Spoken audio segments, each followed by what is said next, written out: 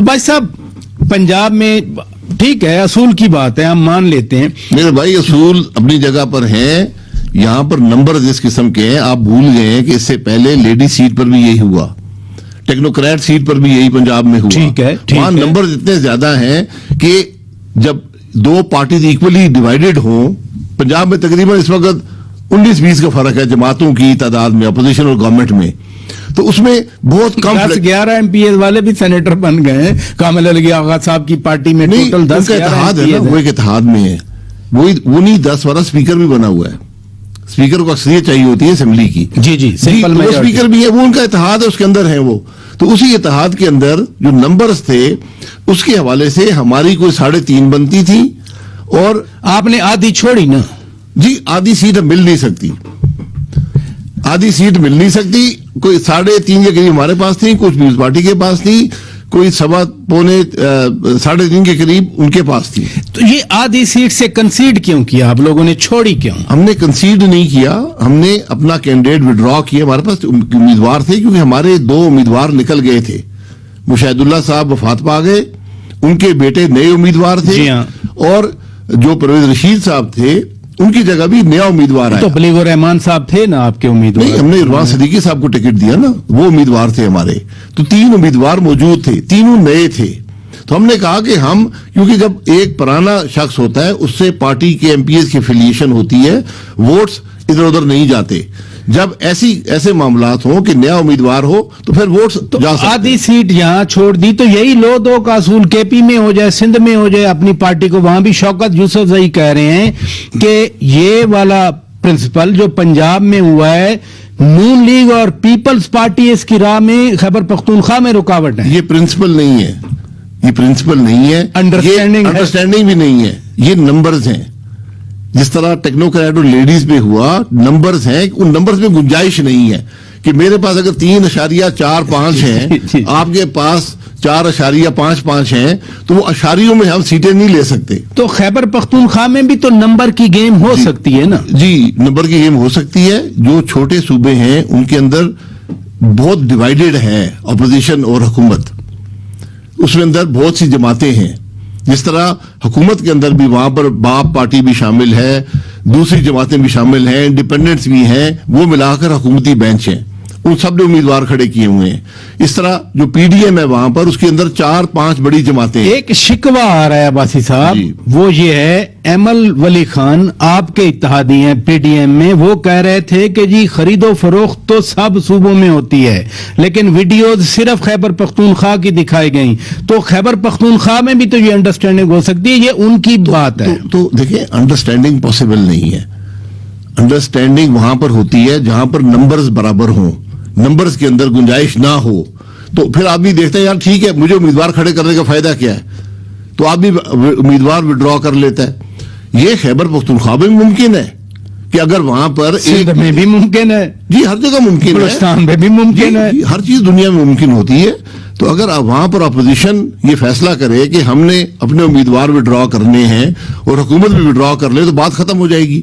جب اضافی امیدوار بیٹھے ہوں گے یا پارٹیاں کم ہوں گی پھر یہ کام ہو سکتا ہے. تو یہی ریمارکس تو سپریم کورٹ کی طرف سے اس کیس میں آتے رہے نا کہ جتنے ایم پی ایز ہیں اس تناسب سے سینیٹر منتخب ہو جائیں. یہی اوپن ووٹ کا, خفیہ ووٹ کا جھگڑا ہے. معذرت سے یہ ہو نہیں سکتا, کیونکہ جو سپریم کورٹ کہہ رہا ہے وہ قانون کے برعکس کہہ رہے ہیں. قانون کہتا ہے کہ ووٹ ہوگا اور وہ سیکرٹ ہوگا. آپ نے اگر نظام بدلنا ہے, آپ کو نظام ایک آئینی ترمیم سے بدلنا پڑے گا. ووٹ اوپن کرنے سے معاملہ حل نہیں ہوتا. ووٹ دنیا میں کہیں اوپن نہیں ہوتا, ہمارے آئین میں بھی لکھا ہوا ہے.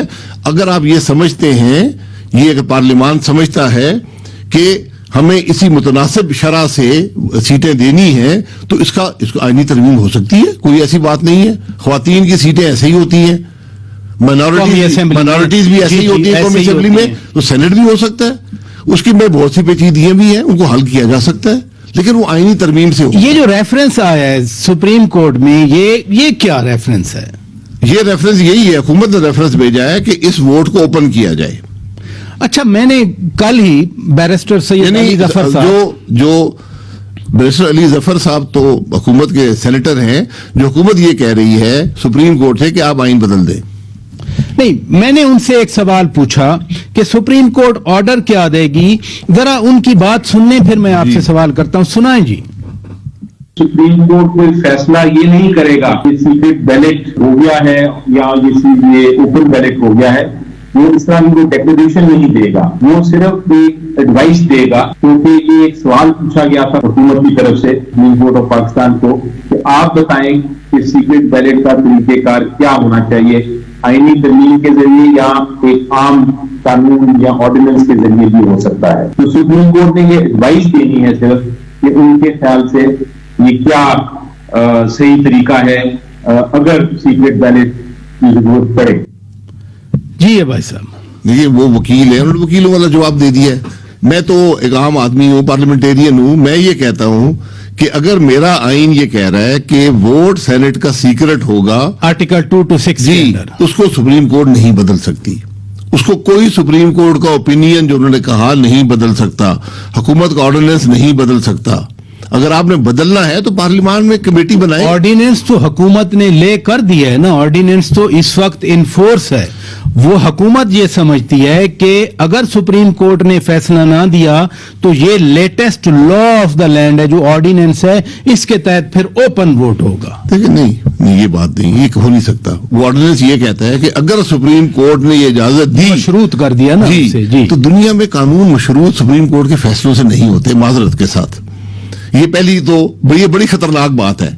کل یہاں ہر شخص سوال, جس طرح ضیاء الحق صاحب نے سوال پوچھا تھا کہ آپ کو اسلام چاہیے, جی 5 سال اسلام چاہیے تو میں بن گیا, جی, یہ بھی اسی قسم کی بات ہے. نہیں وہ تو بن گئے تھے نا. جی میں یہی کہہ رہا ہوں, وہ ریفرینڈم 98% سے زیادہ ووٹ پڑا, جیسے ادھر 88% میں پڑا, جی جیسے 88% آ گیا.